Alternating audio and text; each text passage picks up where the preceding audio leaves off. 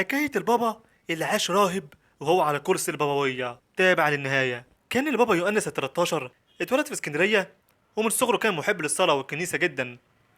دخل الرهبنة في دير الأنبا مقار في وادي نطرون، وعاش حياة نسك وتقشف شديد، لدرجة إن الرهبان كانوا بيعتبروه قدوة في الطاعة والهدوء.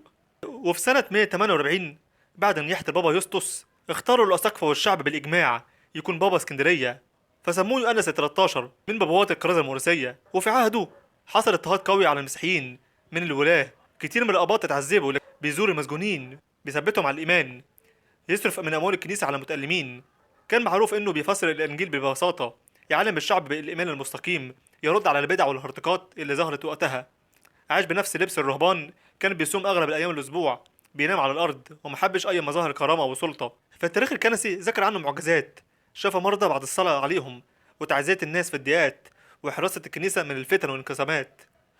وبعد خدمة طويلة مليانة تعب وصلاة اتنيح سنة 165 ميلادية. فالبابا يؤنس ال 13 كان مثال للراعي الصالح، عاش راهب وهو بابا، وواجه الاضطهاد بالإيمان، وساب الكنيسة سيرة مليانة نور لحد النهاردة. بركة صلاته فلتكن معنا جميعا.